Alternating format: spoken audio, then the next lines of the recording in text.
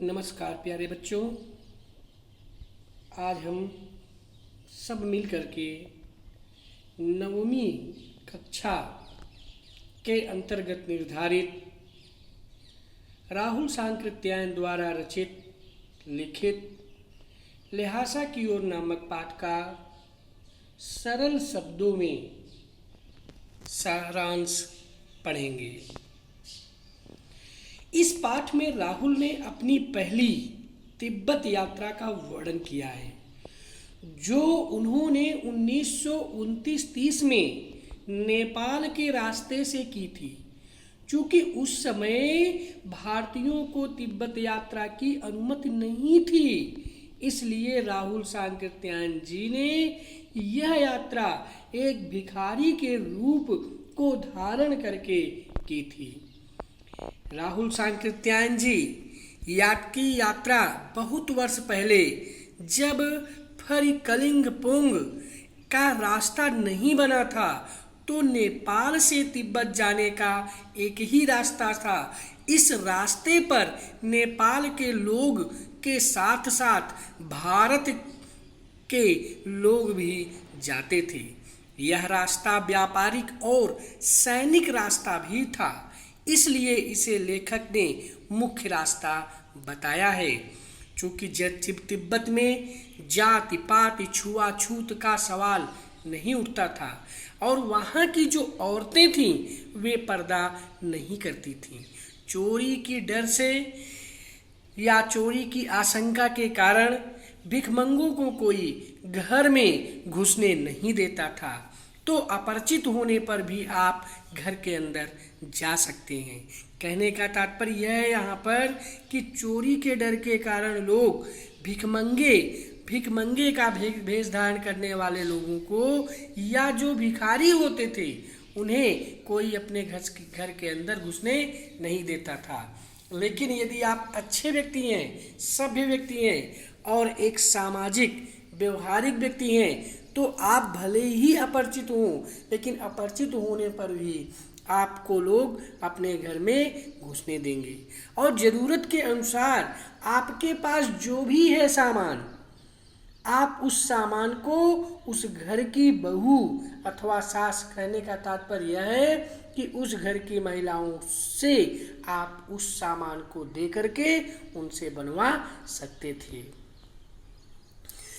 इस तरह से परित्यक्त चीनी किले से जब लेखक आगे बढ़ा तो एक व्यक्ति को उसने 2 चिटें राहदारी दे करके थोंगला के आखिरी गांव में पहुंच गया।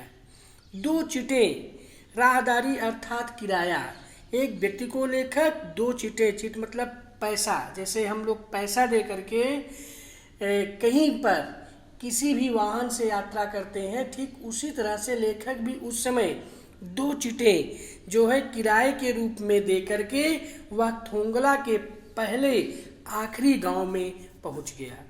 यहाँ मंगोल भिक्षु, जो कि राहुल का दोस्त था, जिसका नाम सुमति था, उससे उस लेखक की पहचान हुई तथा भिखारी होने के कारण उसे रहने के लिए अच्छी जगह मिल गई।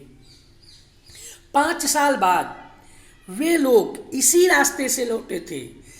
तब उन्हें रहने के लिए जगह नहीं मिली थी और एक गरीब के झोपड़ी में उन्हें ठहरना पड़ा था, क्योंकि वे भिखारी नहीं बल्कि भद्र यात्री के वेश में थे। अर्थात लेखक जब भिखमंगे का रूप धारण करके 5 साल बाद जब उसी रास्ते पर 5 साल पहले जब उसी रास्ते पर लेखक गया था, तो लेखक को वहाँ रहने के लिए जगह मिल गई थी। लेकिन जब वही लेखक 5 साल बाद वहाँ पर एक भद्र, एक अच्छे व्यक्ति के रूप में जाता है, तो उसे रुकने के लिए वहाँ पर जगह नहीं मिलती है।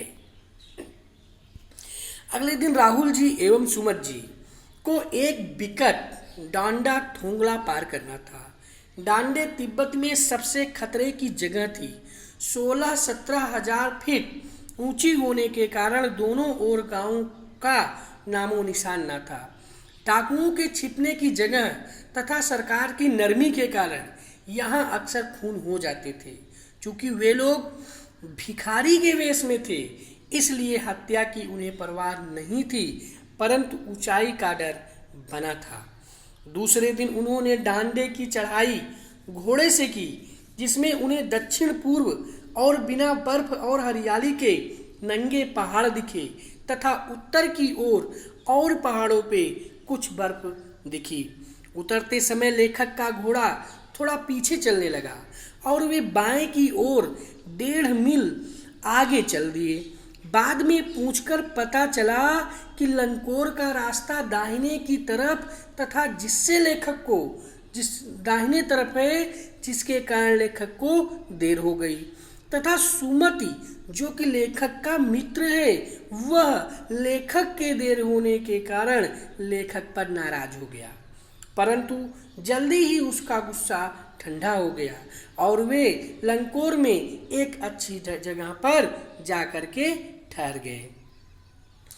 अब वे तिंगरी के मैदान में थे, जो कि पहाड़ों से घिरा एक टापू था।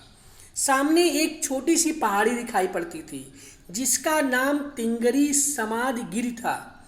आसपास के गांवों में सुमति के बहुत परिचित थे।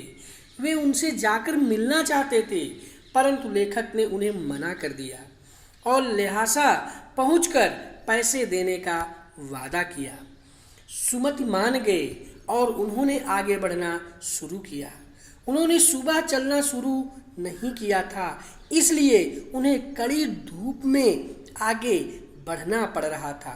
वे पीठ पे अपनी खाने की चीज़ें या आवश्यकता की चीज़ें लादे और हाथ में डंडा लिए चल रहे थे। सुमति एक और यजमान से मिलना चाहते थे, इसलिए उन्होंने बहाना कर सेकर बिहार की ओर चलने को कहा। तिब्बत की जमीन छोटे बड़े जागीरदारों के हाथों में बटी है। इन जागीरों का बड़ा हिस्सा मठों के हाथ में है। अपनी अपनी जागीर में हर जागीरदार कुछ खेती खुद भी करता है, इसलिए मजदूर उन्हें बेगार में मिल जाते हैं। लेखक सेकर की खेती के मुखिया भिक्षु नेमसे से मिले। वहाँ एक अच्छा मंदिर था, जिसमें बुद्ध वचन की हस्तलिखित 103 पोथियाँ रखी थीं, जिसे लेखक पढ़ने में लग गए। इसी दौरान सुमति ने आसपास अपने यजमानों से मिलकर आने के लिए लेखक से पूछा, जिसे लेखक ने मान लिया। दोपहर तक सुमति वापस आ गए।